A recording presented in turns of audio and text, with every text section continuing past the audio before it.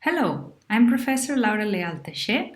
I'm the leader of the Dynamic Vision and Learning Research Group here at TUM, and I will be taking care of the second half of the Introduction to Deep Learning lecture. Let's get started. So we start with a recap of Lecture 6. On Lecture 6, we discussed the learning rate and the implications that the learning rate has. So essentially, by looking at the learning rate, this is your most valuable feedback that you get while you're training neural networks. And the evolution of the learning rate, the curve of the learning rate as you train your neural networks and as the epochs evolve, is a very valuable feedback that tells you how the training is going. So if the learning rate is too high, you can see here an exaggerated yellow curve, which actually tells you that with a very high learning rate, you're very prone to diverging. So essentially, the loss starts going down nicely, but after a few epochs, the whole thing diverges and the loss starts to go up. If the learning rate is really low, then essentially your training is going to be very, very slow. So essentially, a low learning rate curve is depicted here in blue. And this essentially means that, well, the loss is going down, but it's going down really slowly. And if you would have a slightly higher learning rate, for example, the red curve, then you would see how the loss goes down at a higher pace, and therefore you can reach a much better optimum with less number of epochs. What can also happen is if you have a high learning rate, but not a really high learning rate, so essentially your training doesn't diverge, but it also doesn't converge to the nice optimum that we get, for example, with the red curve.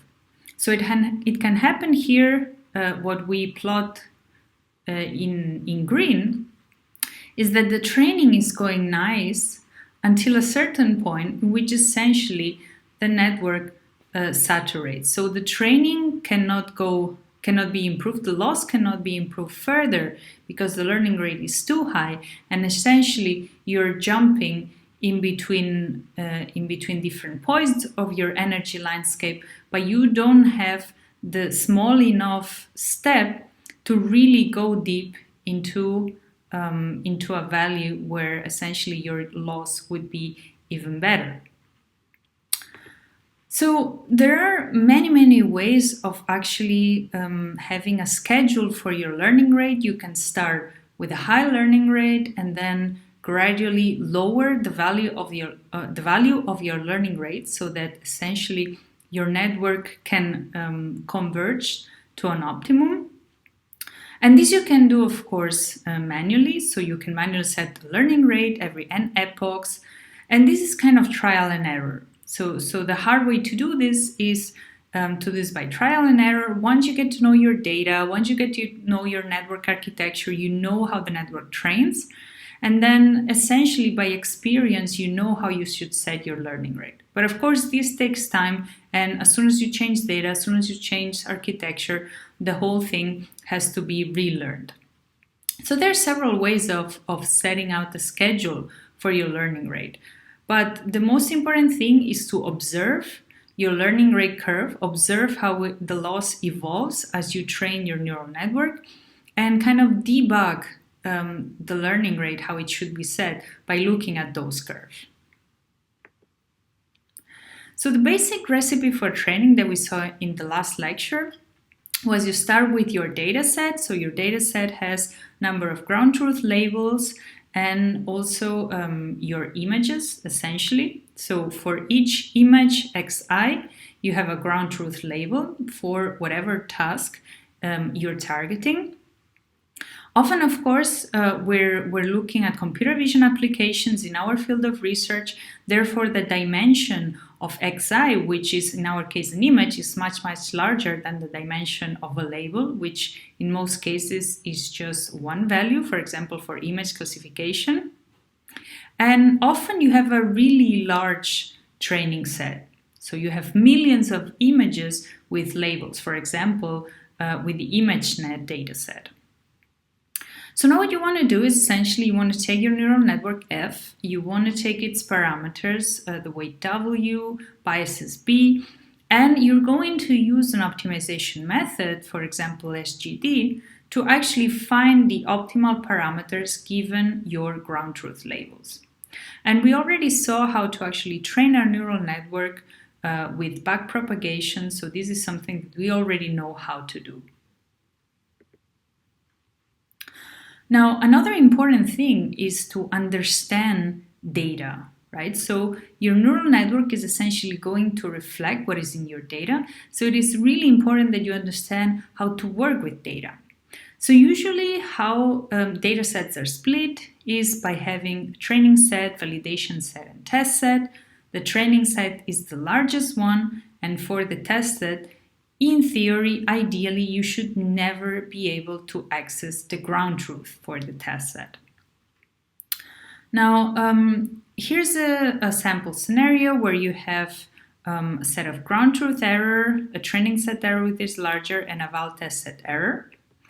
Now, the difference between the ground truth error and the training set error is called the bias or underfitting, as we saw in the last lecture, while the difference between the training set error and the validation or test set error is the variance, which is called the overfitting. So most of the times you're going to be dealing with the overfitting, so trying to get your network to generalize to your validation set or to your test set. So we discussed also in the last lecture the concepts of overfitting and underfitting and how important it is to actually find this balance between an overfitted network that is going to deliver good results only for training set and an underfitted network which essentially is not going to deliver good results neither for training set nor for test set. And essentially how you can estimate whether you are in an underfitting zone or in an overfitting zone is by looking again at your training curve, at your loss curve. So you're going to have here in blue your training error, and at the same time while you're training you also want to depict here your validation error. So essentially what you want is you want to of course lower your training error, but ultimately you're interested in your network generalizing to unseen data, to data that has not been used to actually train that network. And this is where the validation curve comes into play. So essentially you want to be monitoring what is called the generalization gap, and you want to stop training as soon as you see that your validation loss is going up. This means that most likely you're entering the overfitting zone and the network is overfitting to the train set, but no longer generalizing to the validation set. So this brings us to essentially a number of what is called hyperparameters, which is a bit the nightmare of any person working with deep learning, because you have to choose your network architecture, right? How many layers do you want? What is the shape of each of the layers? How many weights will you have overall? Then you have to choose the learning rate, which we have already discussed, the number of iterations, how many iterations do you use to train your neural network, and then other things that actually help you achieve either a better optimum or a faster optimum. So essentially, all kinds of tricks that actually help you to train your neural network. And this is everything that we will see in the next 2 lectures. So hyperparameter tuning is something that you have to do for any neural network that you want to train. And manual search is, of course, the most common way of doing it. So you try different learning rates, you try different regularizations, and you see which one works best. You can also do a grid search, so kind of a structured way of actually looking for the best hyperparameters. Or sometimes a random search is better as a starting point because you can see if your network actually changes a lot as you change the learning rate, as you change other hyperparameters. So you can get a feeling how your neural network is behaving as you train it with your dataset. Okay, so now we can start with lecture 7. So this continues a trend of explaining how to train a neural network, the second part of training a neural network. And so far, we have seen under this scheme that we presented in one of the first lectures on how to actually train your neural network, how all these concepts of ground truth optimization, model parameters actually come together. And from this scheme, we have already discussed the data points, so how your data has to look like, the different splits that your data has to have. We have discussed quite a lot of optimization, so how to optimize your neural networks and the concept of backpropagation and SGD, for example. And in these next two lectures, we will discuss the loss function. So how does the shape of the loss function influence the whole optimization process? We will also discuss the model. So in particular, we'll discuss the nonlinear activations of the neural network and what are the effects of changing these nonlinear activations. And we will also discuss other best practices, such as, for example, normalization or data augmentation, which actually help you to obtain better results when training your neural network. So let us start with the loss functions and seeing how the shape of these loss functions can actually affect how our neural network is trained. So remember that our neural network had the input layer that is processing, for example, an image, then all the hidden layers that are the real computational power of neural network, extracting features, so on and so forth, and until we finally reach the output layer. The output layer is where we have our prediction. For example, the label is the image depicting a cat or a dog. And here is when we actually play our loss function. Now the question is, what kind of shape should this function have in order to train our neural network for the task at hand? So let's start by looking at the naive losses. So we're all familiar with the L1 loss or the L2 loss. For example, in the L1 loss, we would have simply the differences between our ground truth label yi and our prediction, which is coming from our input image xi processed through the neural network f. So in these two matrices, we can see an example of the ground truth labels yi and examples of the prediction that the neural network is giving for those labels. Now the L2 loss would simply take for each of the elements of this matrix the squared difference, while the L1 loss would take the simple difference between the elements. So each of these losses has different characteristics, right? And here we can see already how the choice of the loss actually has a huge impact in how your neural network is being trained.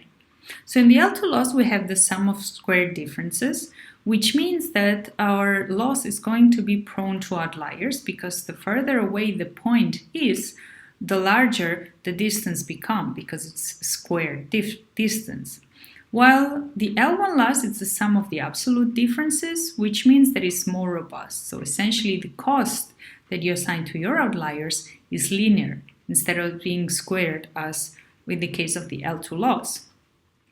On the other hand, the L2 loss is easier to compute, it's more efficient to compute and to optimize, while the L1 loss is costly to optimize.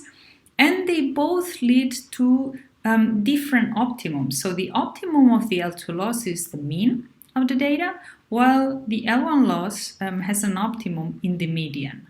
So you see that not only the two losses behave differently and they try to optimize different things and therefore they will lead to different solutions, but also they have different characteristics, easier or harder to optimize. L1 loss, for example, enforces sparsity, which one is more or less robust. So from these two simple losses, we can already see that the choice of the loss will have a huge impact in how your neural network is being trained. So we move now on to the simple example of binary classification. So here we have again our training pairs, the input xi and the ground truth label yi. And this ground truth label yi is essentially a binary classification. So you have two labels, either 0 or 1, for each of our input xi. So let's assume that we now have this small neural network that takes each of our elements in our input xi, processes it through a series of weights, theta 0 to theta d, that depends on the dimensionality of our input xi. And then once this operation has been done, you sum all of these multiplications and you get a score. You get a score which represents how, so it's essentially the score of class 1. So the score of having a label yi equal to 1. And so in order for this representation to be true, what you do then typically with a neural network, and what we saw also as one of the first examples actually in this series of lectures, was how to turn this score into a probability. And this is essentially with the sigmoid function that takes this input, takes this score that goes from essentially minus infinite to plus infinite, and converts it into something that we can actually interpret as a probability, because the output is between 0 and 1, and it essentially expresses the probability of having class 1 as a prediction. So essentially we're turning our score with the sigmoid function into something that can be interpreted as a probability.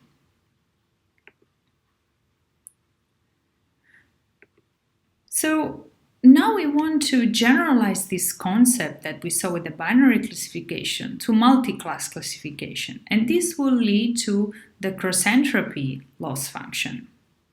So now instead of having two classes for our ground truth labels, we will have C classes.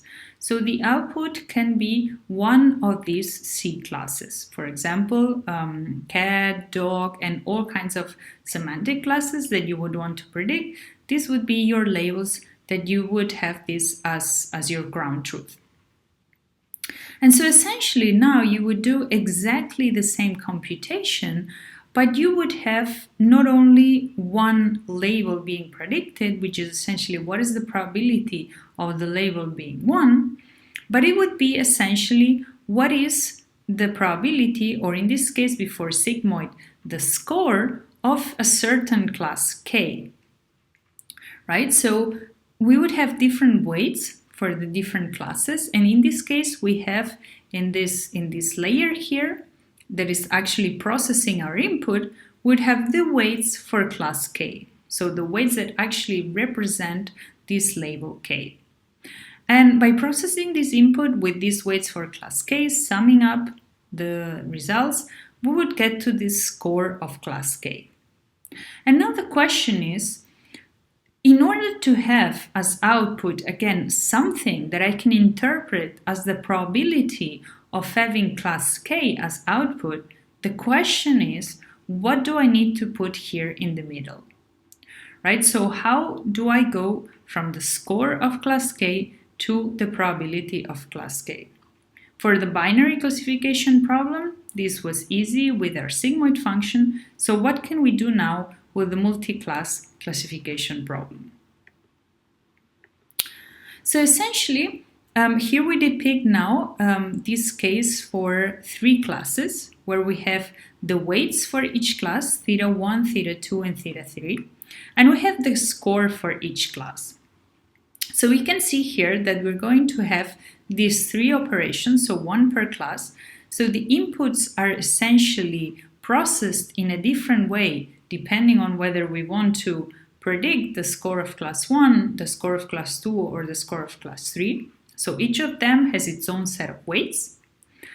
And now what we do is we use what is called a softmax to turn these scores into probabilities for each class. So essentially, in the first row, what we're interested in evaluating is what is the probability of having an output class 1. So what is the probability that yi is equal to 1, given the input and of course, given the set of weights. So effectively what is going to happen is we're going to take the score of class 1 here in the denominator, and in particular the exponential of the score of class 1. And in the denominator we're going to have all the scores summed up, so that in the end we're going to have, of course, a probability, because what we want is that all the probabilities for each of the classes end up summing to 1. So we can see how this actually expands to the probability of yi equal to 2 and the probability of yi equal to 3. So essentially, with this operation, what we're doing is we're taking our input, we're processing it through a set of weights which is independent for each class, and we're outputting a series of scores for each class that actually tell us how likely it is that the input is, for example, depicting a dog or depicting a cat. And with the softmax, we turn these scores into probabilities. So what is the probability that the input image is showing a cat? What is the probability that it's showing a dog? And what is the probability that it's showing, let's say, for example, a car? These are the 3 classes that I'm working with.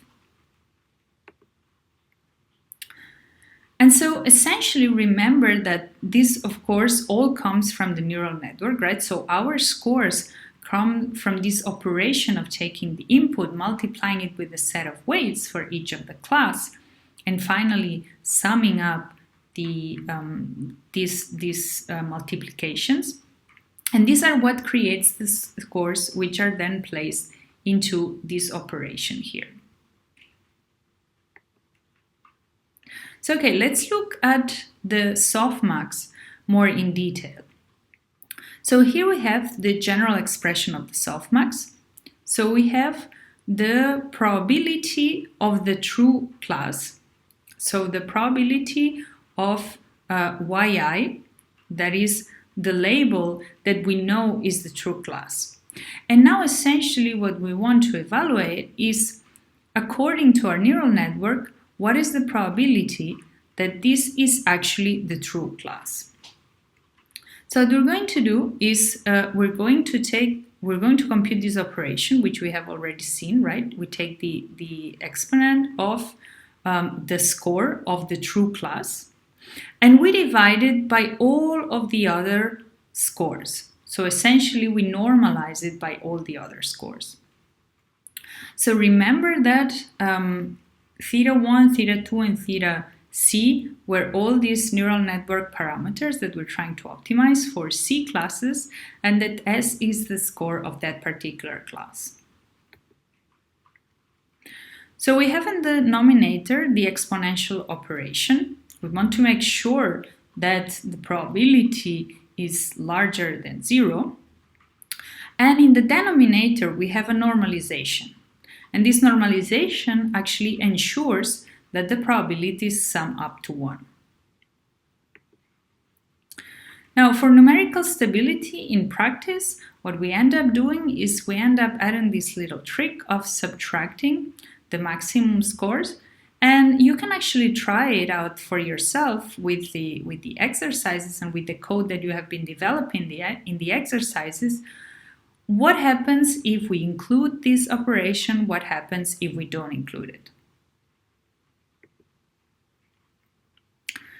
Okay, so all of this actually leads us to our first loss function. So for now, with this operation, the only thing that we have been evaluating is how does the network see the true class as being the class assigned to our input, right? So we take our input, xi, we process it through our weights theta, and then we get a probability for the true class. So I know that there's a cat depicted in the image. What is the probability of having a cat according to the neural network? And now with this prediction, you can imagine that if the probability of showing the cat is really low, you can actually set a strong penalty there because you know there's a cat, you know it from your ground truth label. And so now what we want to do is we want to create a loss that reflects or let's say we want to create a loss that actually pushes the probability into the right direction, depending on whether we know that there is a cat or not in the image.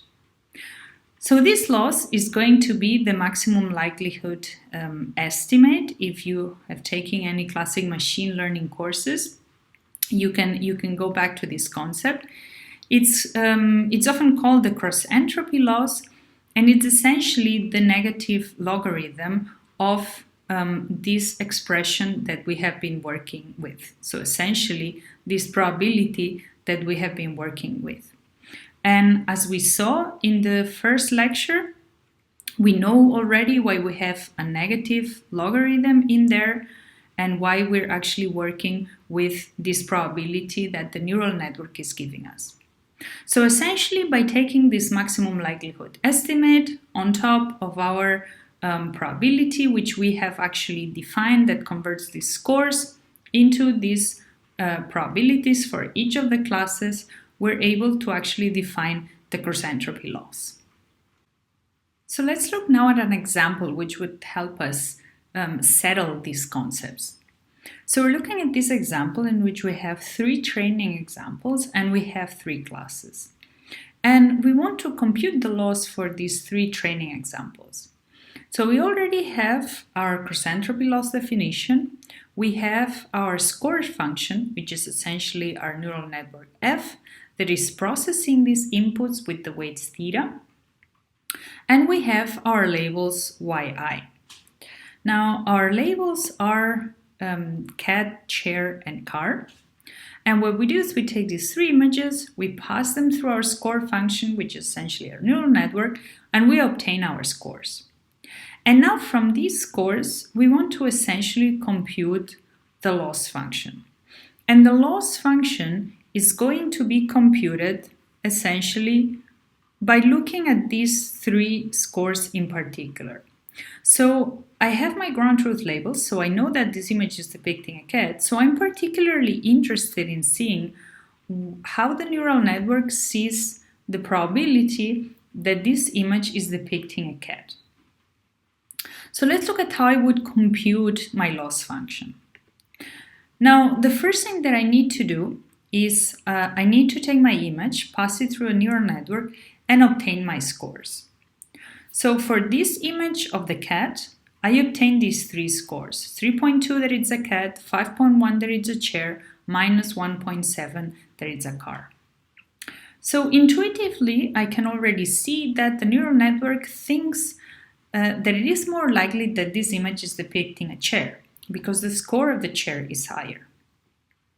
Now what I'm going to do is I'm going to compute the first operation of the cross-entropy loss, which is essentially the exponentials. After this, I normalize. So I essentially perform the normalization by dividing by the sum of all these exponential values. And finally, I perform the negative logarithm operation. And with this, I obtain these 3 values, 2.04, 0.14, 6.94. And what I'm interested in really is in the value that relates to the ground truth label, so the value of the cat. And this is going to be the value that I'm going to use as a loss function. So essentially, all of these operations says, I'm going to look at my image, I know what my ground truth label is, and now essentially I want to compute a value that tells me how wrong my neural network is. So I know that here there should be a cat, but my neural network thinks that this is a chair, therefore my loss function is going to be rather high. Now let's look at the second image so that we can compare here how the loss functions will be.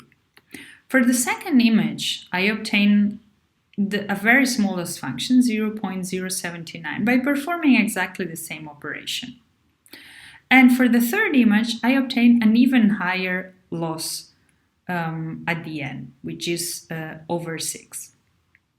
So you can see here already that I'm going to have a very low loss function when my scores are aligned with my ground truth label. So here my neural network thinks that this is a chair and this is actually a chair, and the score for chair is quite high with respect to all the other scores. Therefore, my loss function is very low. I don't need to tell my neural network that it's wrong here because it's actually correct. Here my neural network is a bit wrong, so the score of cat is not very low, but it's also not the highest. So actually the neural network thinks that it is more likely that this image is depicting a chair. Therefore, I'm going to have a rather high loss function that is going to tell my neural network to focus on the score cat instead of the score chair. But the highest loss is going to be for this case, in which I have a very, very low score for the actual ground truth category, which is car, and therefore I need to place a very high loss in there that tells my neural network to learn from this image and to learn the right label. Now, the total loss here is going to be the loss, the average for the 3 training examples, right? So what I'm going to do in practice, I'm going to have a batch of images and I'm going to compute the loss for this batch. So in this case, I have my 3 training examples, I have the 3 losses, and essentially what I do is I sum up these losses and I divide by the number of training examples that I have. Therefore, the total loss for this batch of 3 training examples is going to be 2.76.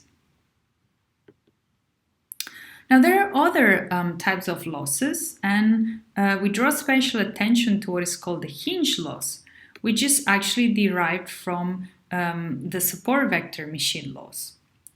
And if I assume that I'm going to have the same score function coming from my neural network, I can compute another type of loss, which is called the Hinge loss, which has this particular shape. So in this case, what it does is it looks at the loss for the image I, for which we know the ground truth label, and we take all of the scores which are not the score of the ground truth label, and I subtract to all of those the score of the ground truth label. And then essentially I do this operation with the maximum and 0 here.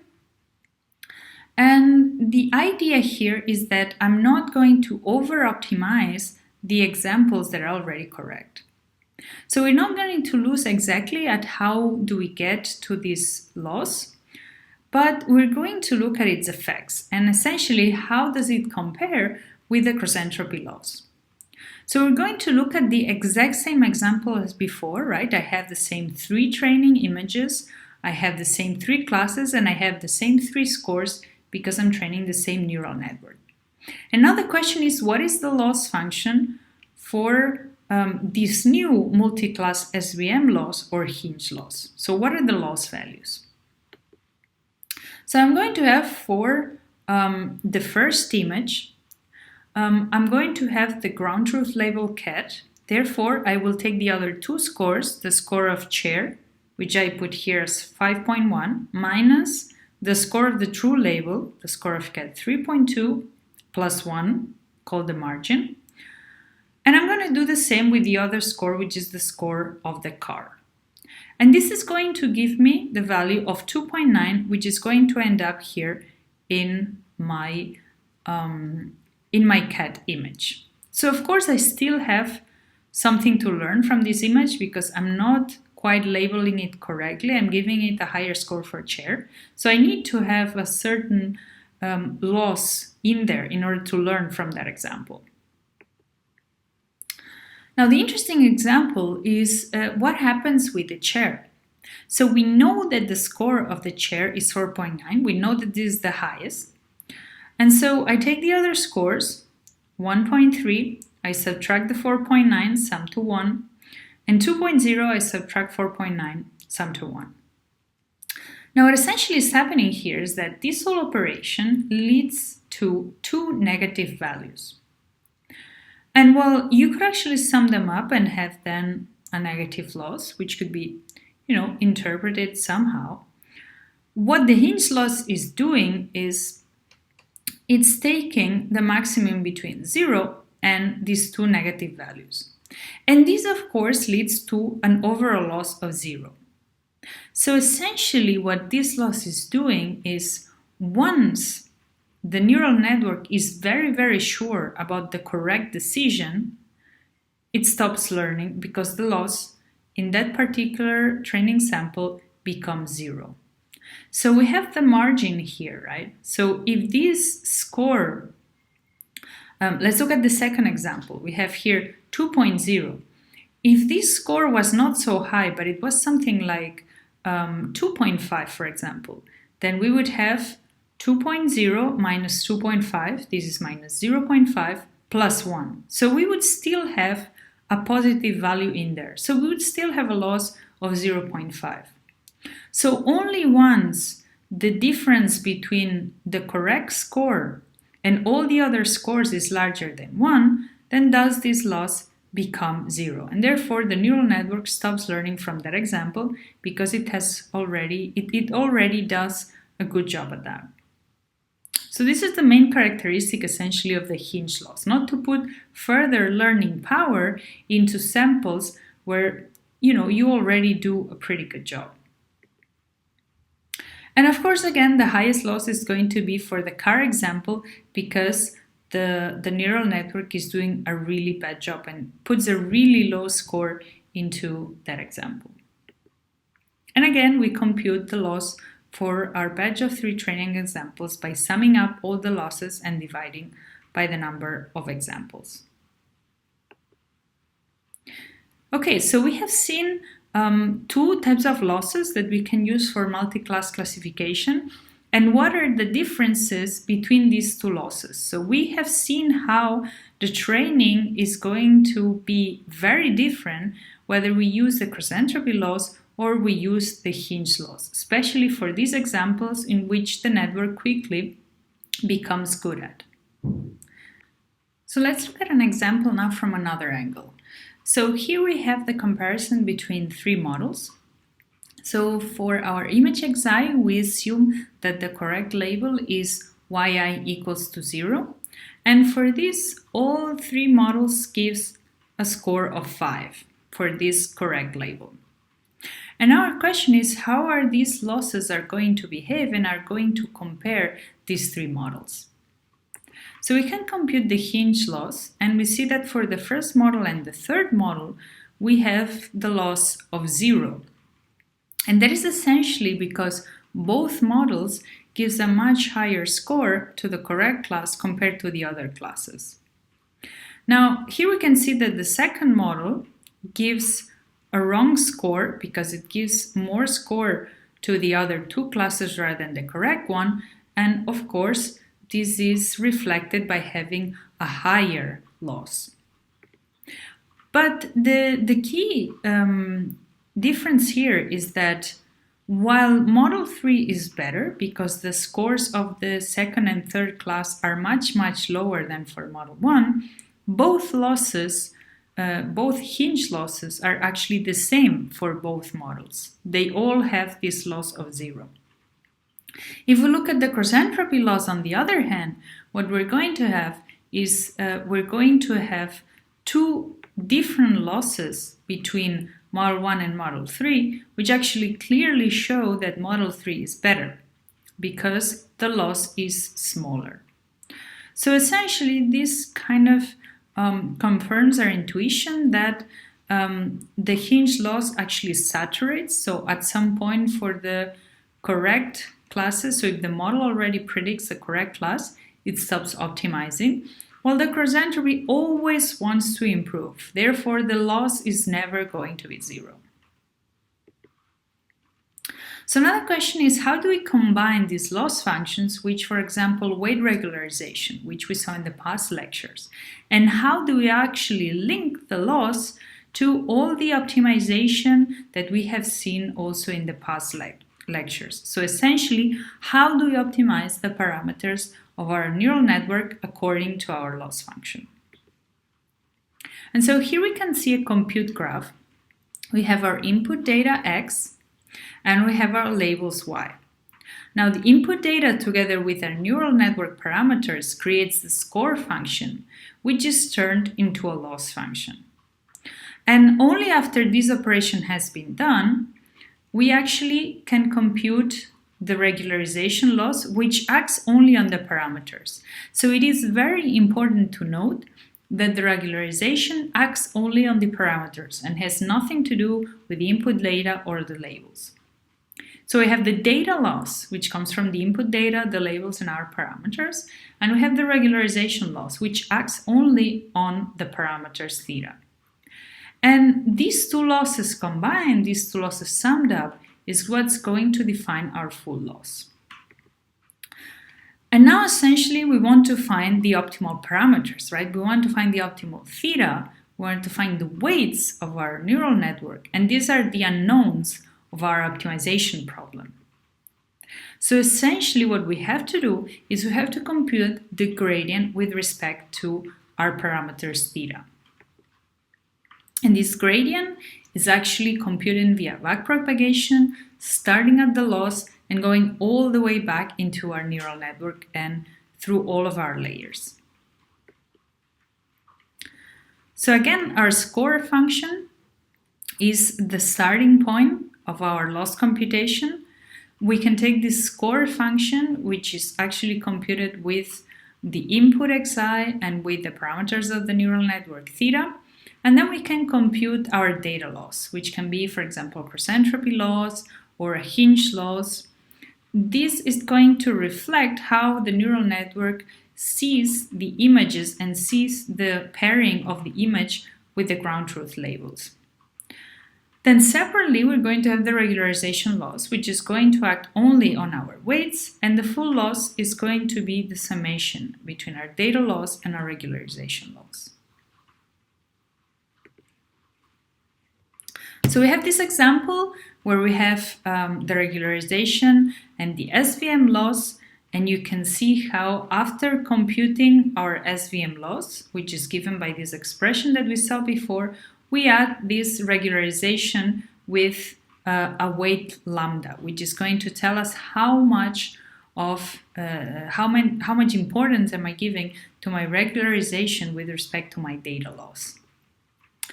And here we have an example. You can actually go through this example on how it would be to actually have a regularization, which is, for example, an L2 loss, versus a regularization, which would be an L1 loss. So now we move on towards the activation functions. So the activation functions are the really cool part of neural networks because they bring this nonlinear notion. Otherwise, we would just be predicting a linear mapping.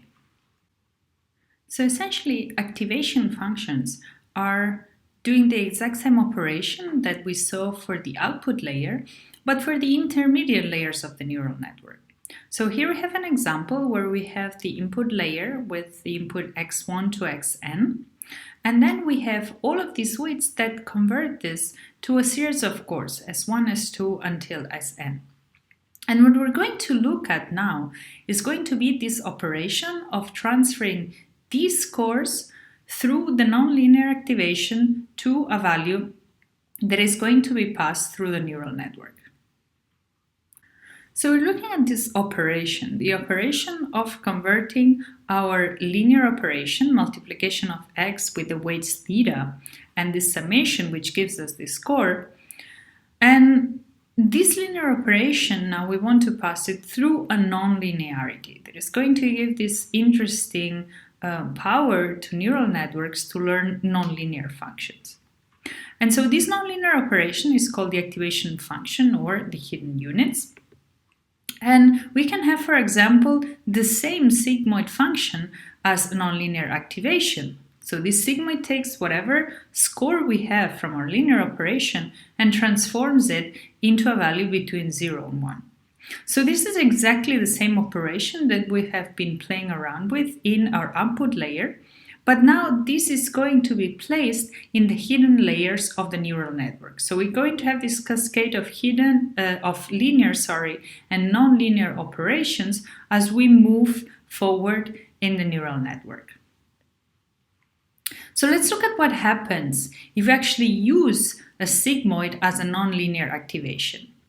So here we have depicted the forward pass in which we perform this operation of converting this score into this value between 0 and 1.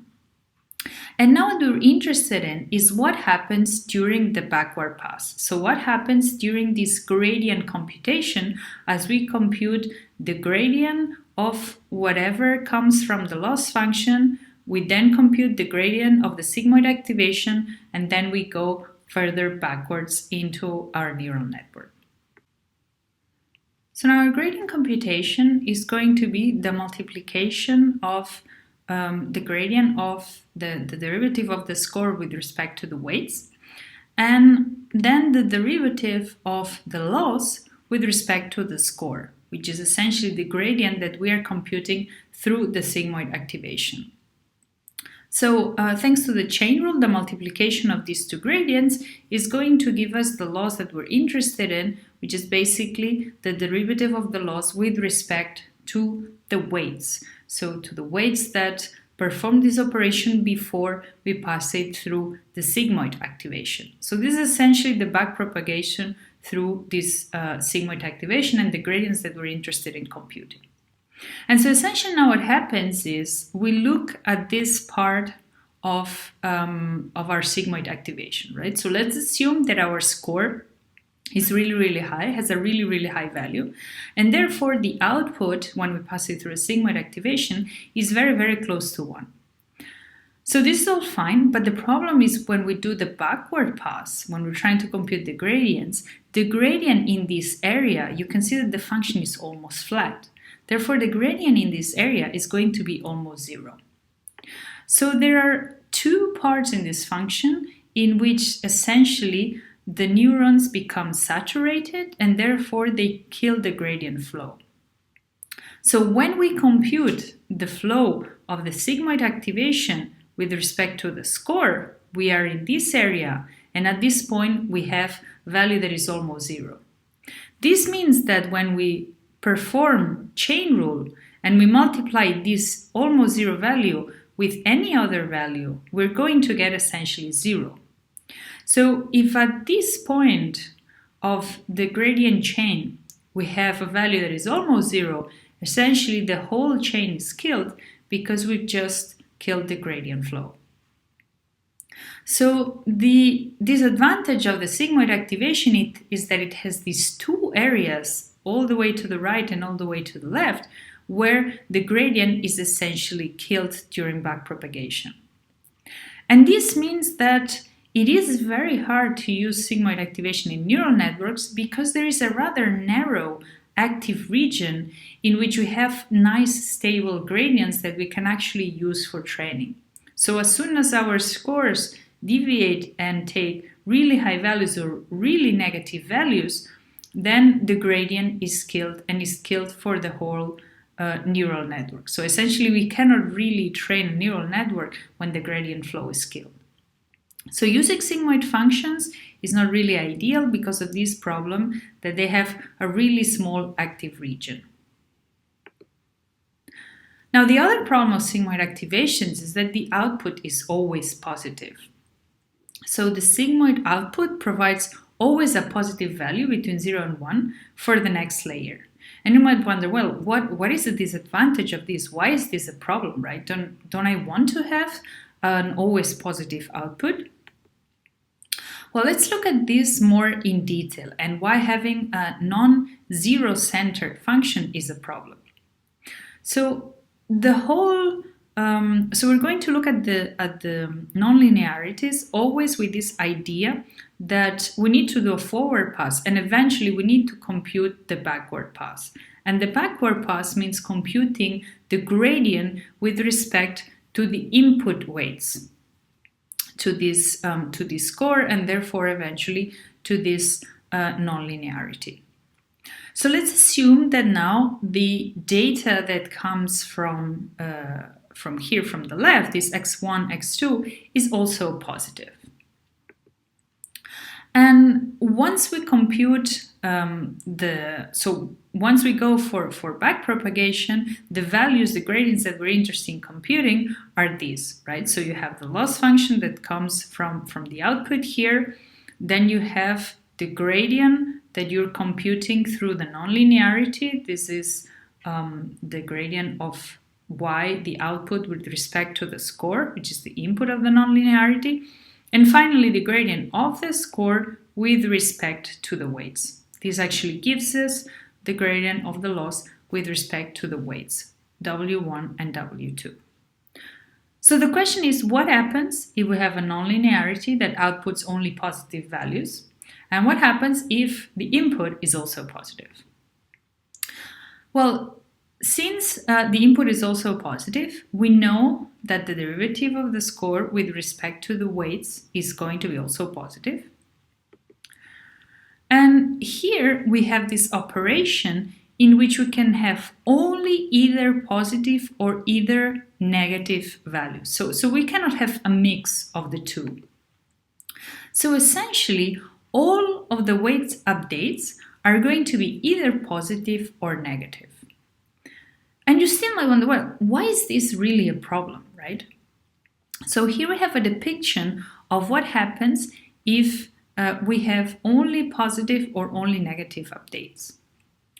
So if we have that both the update for W1 and W2 are both positive, then essentially we can optimize in this region, right? These are the gradient update directions that we can do when both W1 update and W2 update are positive. At the same time, we could have a negative W1 update and a negative W2 update. So all of this region is actually available for a W1, W2 update. But there are two regions here which we cannot really reach. So if hypothetically we would want to get to this point, if this is the optimal W vector that we're trying to get to, then what we would need to do is we would need to follow this zigzag pattern, because we cannot take any step in this direction, any step in this region. We have to either go down or go to the right. So this is essentially the motivation why it is not good to have non-zero center output from the nonlinear activation, and at the same time why you need actually zero-centered data. So there is this double motivation. So there is another activation, TanH Activation, which is very similar to the sigmoid, but now we have zero-center output. We have this output that goes between -1 and 1. So this is good. The problem is that it still has these two regions on the extreme in which the function actually saturates when we perform backpropagation, and then it kills our gradient flow. So we're going to move on now to one of the nonlinear activations that are used mostly, especially with convolutional neural networks, and these are the rectified linear units. Now, the rectified linear units have this shape. So essentially, for any score that comes in and that is negative, they output 0. And any positive score that comes in, they output essentially the exact same value. So you might say, well, this looks like a weird shape, right? Because essentially all of the narrative scores are kind of killed, right? But it turns out that this ReLU unit gives very fast convergence for neural networks, and in a way it does not saturate, right? Because you have all of this region here that goes to a really, really high score, as high as you want, in which your gradient is going to be absolutely stable because it's going to be always the same. So in this region here, you have absolutely stable gradients. So there is no saturation for the rectified linear units. So it's good that in a positive score region, we have large and consistent gradients. Bad thing is if a ReLU outputs 0. So if a ReLU outputs 0 all the time, then we have what is called a dead ReLU, because essentially you cannot get out of that problem. And so the trick kind of to not have dead ReLUs is to initialize ReLU neurons with slightly positive biases. So here we have a very small positive bias, for example, 0.01. And this essentially makes it likely, doesn't guarantee, but it makes it likely that they stay active for most inputs. So it is important not to have dead ReLUs because they also kill the gradient and they kill whatever output you're trying to process. And so this is kind of a small trick that you can use to make sure they stay active for most of the inputs. Now, another way to make sure that these units stay active is not to have a complete zero for all negative scores, but to have a tiny value.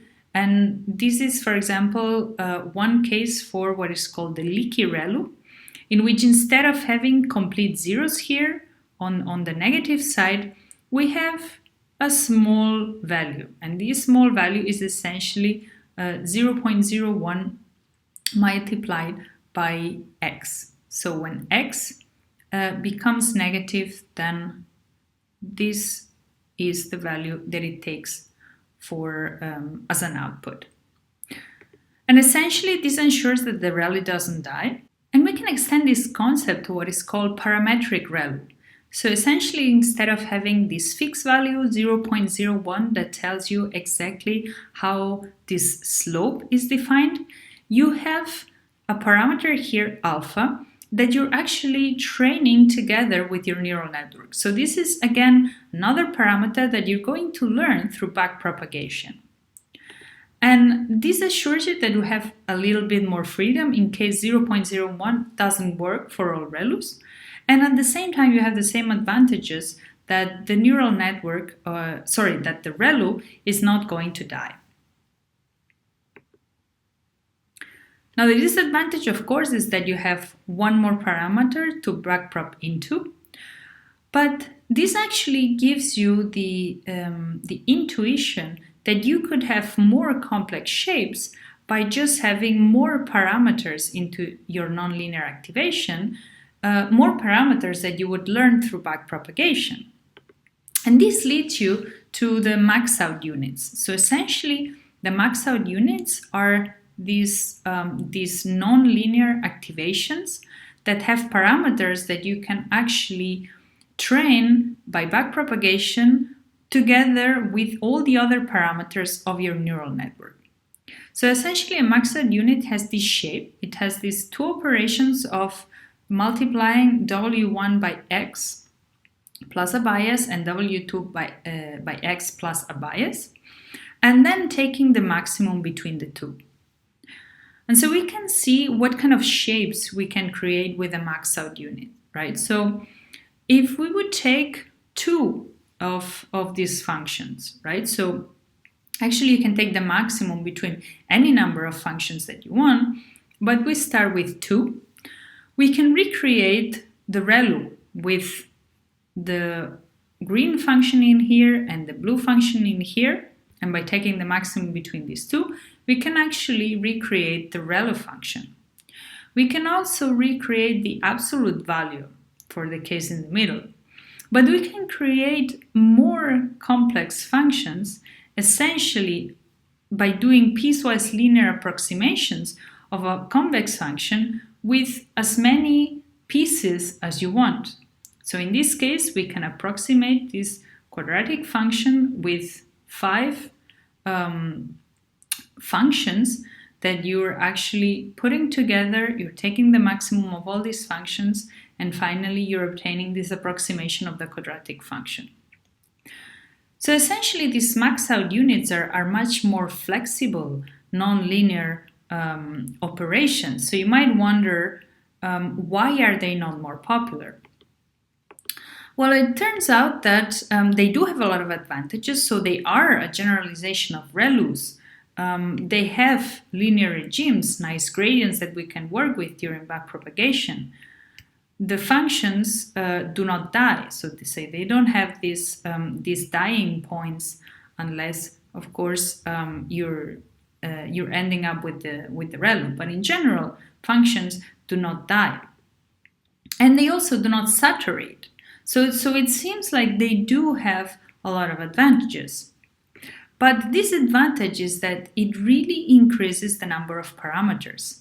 So remember that for each of these functions, these two functions, I'm going to have weights that are going to be defining this function. And these are weights that I have to optimize during backpropagation. So essentially, you're adding a lot of parameters to your neural network, but it turns out that this is not the best way to make use of parameters. So when you're making your neural network bigger and bigger and bigger, and there are some really big neural networks, as we will see in future lectures, then you have to be very careful that your network does not overfit, because the more capacity a network has, the easier it is to overfit. So there's always a balance between the number of parameters and the data that you have. And it turns out that this might not be the best way to spend your free parameters.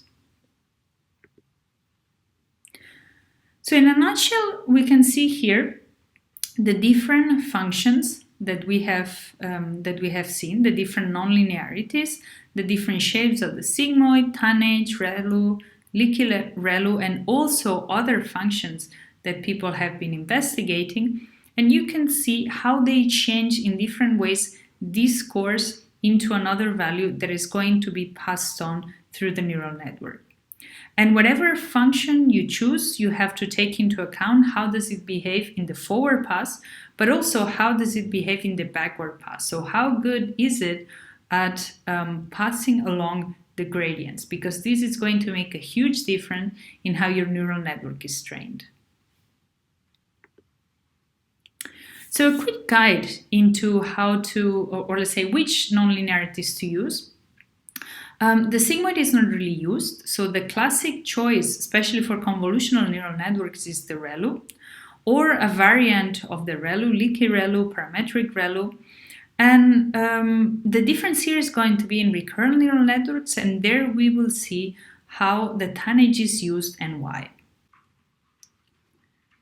So in the last part of this lecture, we will turn our attention to weight initialization. So weight initialization is extremely important because once you have your images and you have your ground truth labels, you have to start somewhere when training your neural network. And the first step that you do is a forward pass. So how you initialize your weights essentially determines your first forward pass and the first operations that you do when training your neural network. We also saw when we presented gradient descent that initialization is extremely important because gradient descent does not guarantee that you will end up at the global optimum. So if the initialization is wrong, for example, in this case here where we initialize at this point, then gradient descent is going to give us this point as our optimum instead of the green star where the global optimum is. If we would have initialized our gradient descent at this point here, then we would have reached the global optimum. So how we initialize our neural network is extremely important to actually get good results. So okay, let's assume a starting point in which you have to perform your first operation, your first linear operation, the weights with your input x plus the bias, and then passing everything through a nonlinearity f. So in this first operation, I don't know how to initialize my weights. So I said, well, I would just initialize them with 0 values. So all the values to 0. So the question is, what happens then to the gradients? So all the hidden units are basically going to compute all the same function, right? All the weights are put to 0. So all the hidden units are giving me exactly the same operation, which is 0 multiplied by my input. So essentially, all the gradients are going to be the same. Now, if the gradients for all the units are all the same, it is as though I would have only one neuron. I have 100 neurons that are computing the exact same operation. This is the same as having one neuron. So there is no symmetry breaking. And symmetry breaking is especially important for neural networks because we want the neurons to behave differently, to compute different things. So initializing all the weights to 0 is not a good thing. So I think about another strategy. I think, okay, what if I initialize my weights to small random values? So I'm going to take a Gaussian distribution with zero mean and standard deviation, let's say 0.01, right? I want small random numbers. And I'm going to draw samples from my distribution, and I'm going to assign to the weights the values that I draw from my distribution. So this is my setup, and now what I do is I perform this experiment in which I take a network. I have 10 layers in my network, and I have 500 neurons for each layer. And these 500 neurons are going to be initialized with my small random numbers as the weights. Now I'm going to play with TanH's activation function because I want to exaggerate the effect that small random numbers have as initialization. And I'm going to have as input a unit Gaussian distribution. So my data is a unit Gaussian. My weights are initialized from a Gaussian distribution with zero mean and standard deviation 0.01. So now what I'm computing is I'm computing the output of each of the layers of my 10-layer neural network. So the first layer is the input layer, right? So it takes my unit Gaussian, and then it performs this operation with my small random numbers as my weights. Now, I have the TanH as my activation function, and essentially what is happening is that as I multiply by these small random numbers, my output becomes 0. So essentially all of my input data collapses to a 0 value as I perform my forward pass. So let's look now at what happens if I have small weights. So I know that small weights cause a small output for layer L. And essentially what this means is that before the input, the mean input had some value, and essentially as I progress through the layers, the mean of the output becomes 0. So essentially any operation that I do receives input x, multiplies this by a small value, then it passes through the nonlinearity, which essentially keeps the small value. And then I repeat this operation over and over, which essentially means that the values are becoming smaller and smaller and smaller, and essentially turning all to 0. So now I know how the forward pass looks like, but I want to look at the gradients when I perform the backpropagation, right? So what are the gradients going to be if my inputs are very small? So if I look now at the TanH, I can see that the TanH is going to be in its most active region if the inputs are very small. So it's going to have a nice large gradient once the inputs are very small. So this looks good, right? It looks promising for training my neural network. But it turns out that even if the gradient of the activation function is okay, so it's acting in this active region, we're still going to have vanishing gradient problems. And why is that? So the nonlinear activation is not going to kill our gradient, but the small outputs of a layer are actually going to cause a small gradient with respect to the weights. So remember that we have two gradients. We have the gradient of the nonlinear activation, but we also have the gradient with respect to the weights. And the gradient with respect to the weights is always the input. So essentially, a small output of layer L, which is effectively the input of layer L plus 1, is going to cause a small gradient with respect to the weights for layer L plus 1.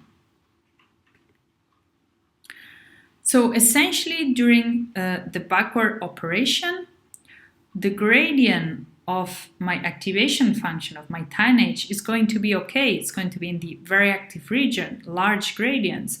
But the gradient with respect to the weights is going to be essentially the input, which is essentially very small. So in any case, the gradient during the backward pass is going to be close to 0. So essentially, if I initialize my neural network with small random numbers, I'm going to suffer from a vanishing gradient problem.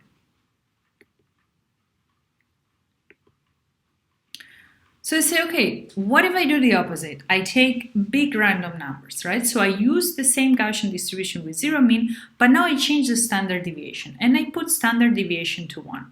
And I perform exactly the same experiment. So what happens to the output of this 10-layer neural network? Well, it turns out that what happens now is that the output becomes completely saturated. So remember that we have a TanH as an activation function. So once the input becomes too large, passes through the TanH, and this brings it to either 1 or -1.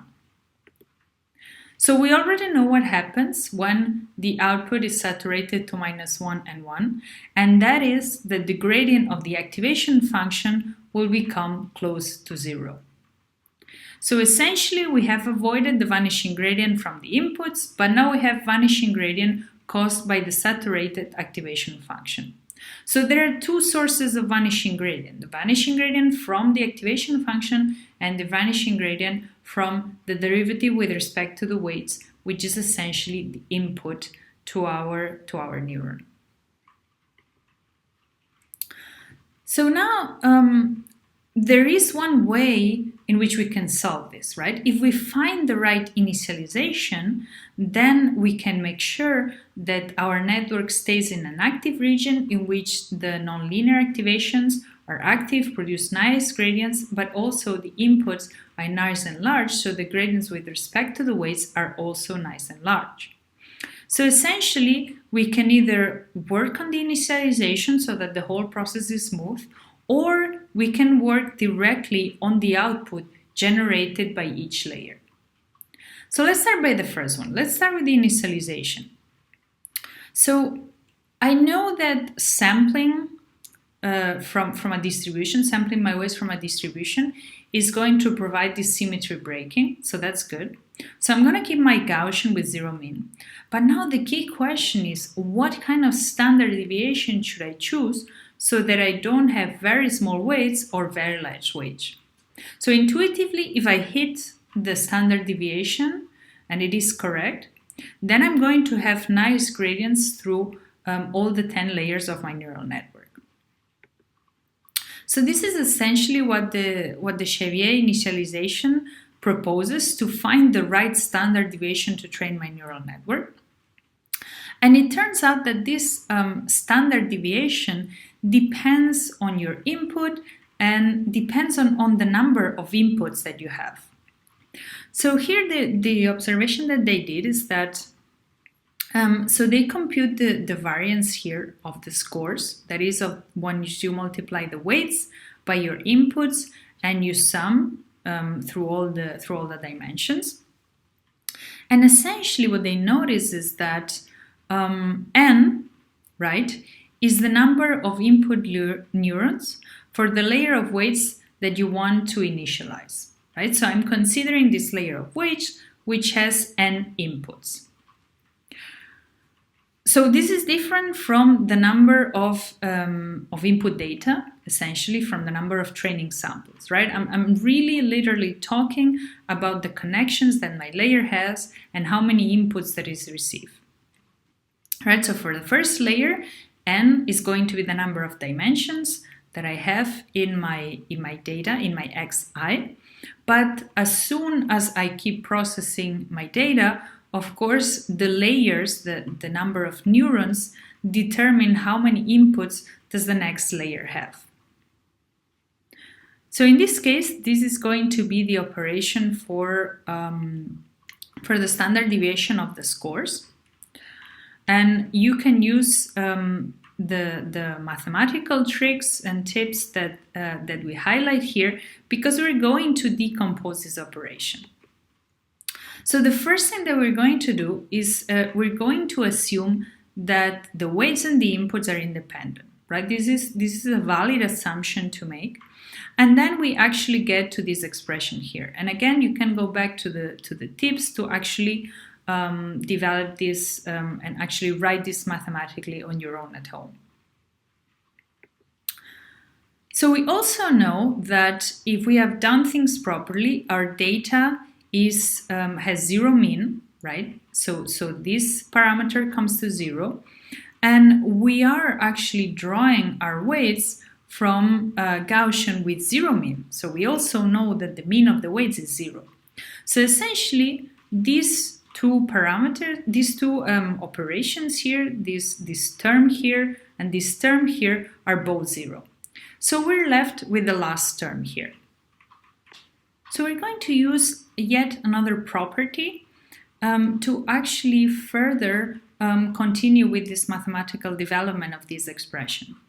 And this is the property that the variables, the weights, and the inputs are actually identically distributed. Means that each of these random variables has the same distribution, which we assume for the input and we know actually for the weights.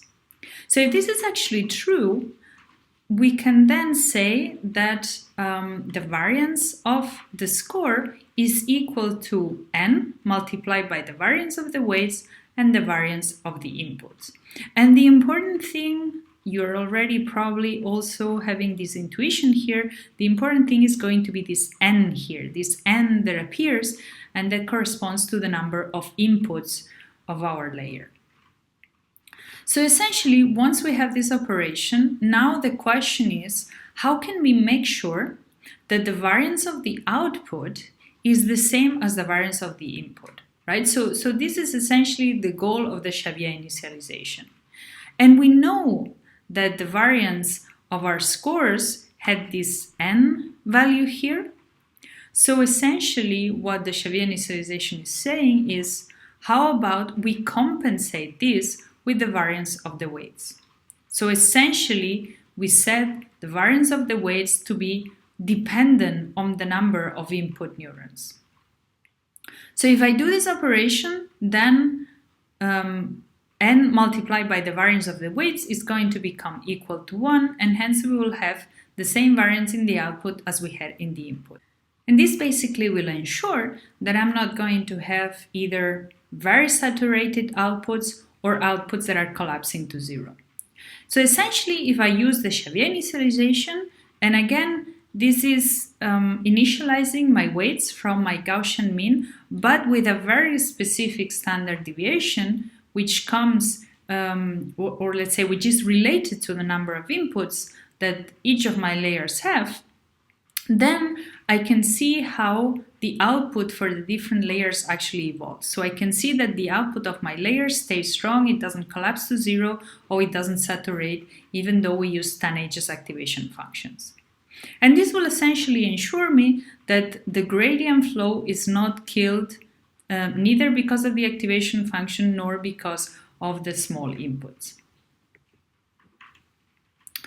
Now, we thought, wow, the Xavier initialization is really good, right? I mean, it has made things really easy now for us because with the TanH activation, we had this nice strong output, so we could train our neural network.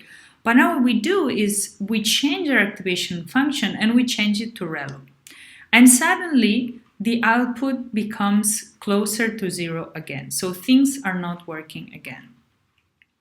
But the thing is that there is a small trick, right? So TanH and ReLU do not behave equally because ReLU actually kills half of the data, right? So for any negative score, the output is going to be zero. And you see here, in fact, that there are no negative outputs for my layers. So the question is, can I somehow adapt the Xavier initialization to this knowledge that I have that the ReLU kills half of the data? And it turns out that very intuitively, if half of the data is gone, then I need to adapt the standard deviation from where I take my weights. And once I do this, then the outputs become stable again. And you might think that this is a small trick and this doesn't really have an effect on our neural network, but it has a huge effect on training neural networks. So here's an example where we have essentially the loss function, the error that my neural network is trying to optimize. And this is what happens when you use the Xavier initialization with ReLU activations. Essentially, the error is really not going down. So my neural network is not training. And by just doing this small trick, of putting the 2 in here, taking into account that the ReLU kills half of the data, suddenly my neural network trains nicely. So the initialization and paying attention to these small details and understanding how the activations actually work makes a huge difference in training your neural networks. All the way from a neural network that doesn't train at all to a neural network that is training properly and it's actually making the loss lower and lower.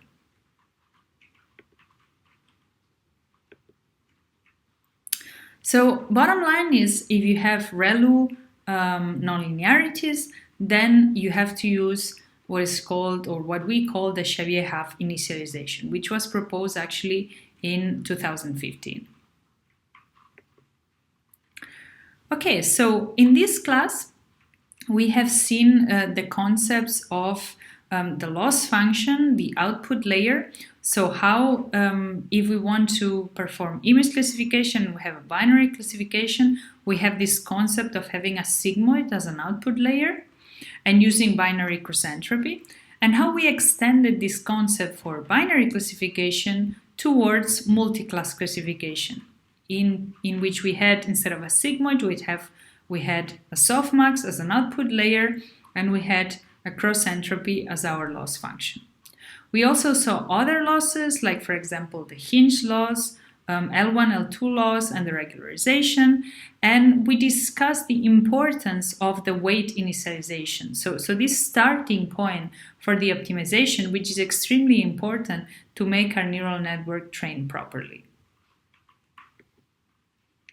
So in the next lecture, we will see more about training neural networks. We will discuss regularization, we will discuss dropout, data augmentation, and batch normalization, all techniques which actually make it much easier to train neural networks. And then after that, we will start with convolutional neural networks. So the main tool that we use in computer vision to actually process and analyze images, to solve image classification tasks, segmentation, detection, and all kinds of tasks that we're interested in solving in computer vision. Thank you for your attention, and see you next week.